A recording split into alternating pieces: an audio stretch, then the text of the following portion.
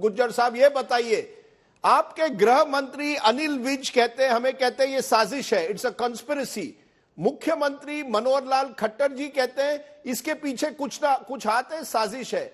लेकिन deputy chief minister Dushyant Singh Chautala हमें कहते हैं किसने परमिशन दी इस यात्रा के लिए, इतनी बड़ी यात्रा के लिए। और इंद्रजीत सिंह आपके यूनियन मिनिस्टर कहते हैं क्या ऐसी यात्रा होनी चाहिए जिसमें तलवार हो? अगर यह साजिश है तो आज हमें बताइए इस साजिश के पीछे कौन है? If this is a conspiracy, who is behind it? Kishan Pal Gurjar ji. देखिए राजदीप जी, ये तो जांच का विषय है। जैसे जैसे जांच आगे बढ़ेगी पूरी तस्वीर क्लियर हो जाएगी कि इसके पीछे षड्यंत्रकारी कौन है, साजिश रचने वाले कौन है, मास्टरमाइंड कौन है। ये सब जांच का विषय है और जैसे जैसे जांच आगे बढ़ेगी पूरी तस्वीर क्लियर हो जाएगी। मेरा इसमें ये कहना है, ये शोभा यात्रा कोई पहली बार नहीं, आप देखेंगे हर बार सावन के महीने में ये शोभा यात्रा निकलती है, जिसकी बाकायदा जिला प्रशासन से इजाजत भी दी जाती है, उसका रूट भी तय किया जाता है। कहीं दूर दूर तक यह अंदेशा नहीं था। लेकिन कहते हैं अतीत की घटनाओं से भविष्य के लिए आदमी वो योजना बनाता है। अतीत में ऐसी कभी कोई घटना घटी नहीं, बड़ी शांतिपूर्ण तरीके से ये शोभा यात्रा निकलती रही है, अपने रूट पर जाती रही है। लेकिन पहली बार साजिशकर्ताओं ने साजिश रची है भाईचारे को समाप्त करने के लिए। लेकिन ये भाईचारा आज का नहीं है, दशकों का नहीं है, सदियों पुराना है। ये साजिशकर्ता अपने इस मकसद में कदापि सफल नहीं होंगे। ये भाईचारा कायम था, है और रहेगा।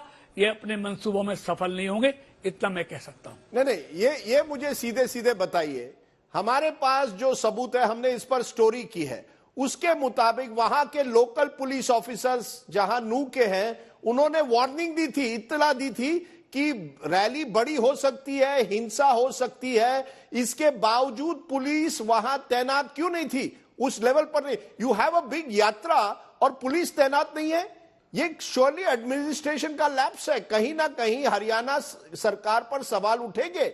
इतनी बड़ी यात्रा के लिए आप परमिशन देते हैं, लेकिन पुलिस यंत्रणा वहां कमजोर रहती है। Even though there were warning थे इसके बारे में। देखिए, जितनी यात्रा में हर साल फोर्स लगाई जाती थी, हजारों उसमें फोर्स की संख्या में फोर्स लगाई गई थी। लेकिन कहते हैं कि आप कह रहे हैं कि आजकल ये सूचना आ रही है कि उन्होंने ऊपर रिपोर्ट दी थी, आगाह किया था कि संख्या इस तरह की वारदात हो सकती है। तो ये जांच का विषय है और जांच में अगर इस तरह की बातें आएंगी तो जो भी निश्चित तौर पर उसके लिए दोषी होगा उसके खिलाफ निश्चित तौर पर कार्रवाई होगी। इसमें किसी के लिए माफी नहीं है, चाहे वो साजिश रचने वाले हैं, इस तरह के घटनाओं को अंजाम देने वाले हैं, उनके खिलाफ सख्त से सख्त कानूनी कार्रवाई होगी। नहीं, मेरी सिंपल बात है कि आज आप कह रहे हैं कि कानून सख्त से सख्त कानूनी कार्रवाई होगी, लेकिन इस यात्रा के पहले तैयारी क्यों नहीं थी? यंत्रणा क्यों फेल हो गई?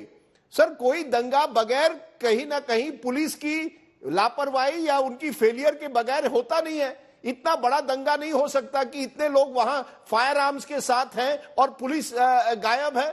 कहीं ना कहीं पुलिस को अपना रोल अदा करना चाहिए था, जो नहीं हुआ।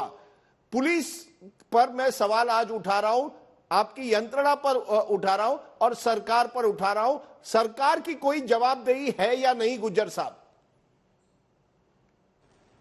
देखिए राजदीप जी, अगर पुलिस बहुत ज्यादा कमजोर होती तो ये दुर्घटना बहुत बड़ी हो सकती थी।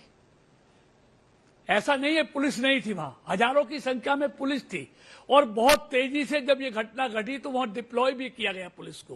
पैरामिलिट्री फोर्स भी बहुत जल्दी से वहां पर भेजी गई, तभी आज सामान्य स्थिति वहां पर हो पाई है। लेकिन मैं ये कहना चाहता हूं कि ये जो घटना हुई है इसके पीछे मुझे षड्यंत्र नजर आता है, क्योंकि पिछले 9 साल से मोदी जी की सरकार, भारत एक, भारतवासी एक, हरियाणा में मनोहर जी की सरकार, हरियाणा एक, हरियाणवी एक, इस भावना को लेकर लगातार देश और प्रदेश को आगे बढ़ा रहे हैं। इसीलिए देश में भी और प्रदेश में भी तेजी के साथ निवेश आ रहा है। और आप जानते हैं राजदीप जी, निवेश वहां आता है जहां स्टेबिलिटी होती है, सिक्योरिटी होती है। लेकिन ये हुआ है, इससे हम इंकार नहीं करते, लेकिन लोगों के मन में जो भावना आई है, निश्चित तौर पर कड़ी कार्रवाई करके हम ऐसे असामाजिक तत्वों को, ऐसे साजिशकर्ताओं को ऐसी कड़ी सजा दिलाएंगे कि भविष्य में कोई सोच भी ना सके इस तरह भाईचारे को समाप्त करने की बात भी।